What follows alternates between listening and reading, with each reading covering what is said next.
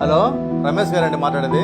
అండి నేను ఆశ్రయ అనాథాశ్రమం నుంచి మాట్లాడుతున్నా. చెప్పండి. మీ అమ్మకి హెల్త్ బాగలేదు, చావు బతుకుల్లో ఉంది. ఆఖరి చూపు చూస్తారేమో, వచ్చి చూడండి. బయలుదేరుతానండి.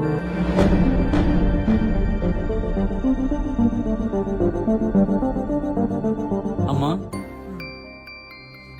వచ్చావా నాన్న? నిన్ను చూడ్డానికి నా ప్రాణం ఇంకా బతికే ఉంది. నీకేం కాదులే, నేను డాక్టర్ దగ్గర తీసుకెళ్తా, బాగవుతుంది. నాకేం డాక్టర్ దగ్గర చూపించొద్దురా, నాకు ఒక కోరిక ఉంది, తీరుస్తావా? ఏంటో చెప్పమ్మా. ఈ ఆశ్రమంలో ఫ్యాన్లు తక్కువగా ఉన్నాయిరా, అవి కొనివ్వాలి. అలాగే ఆహారం పాడవకుండా ఫ్రిడ్జ్ ఒకటి కొనివ్వాలి.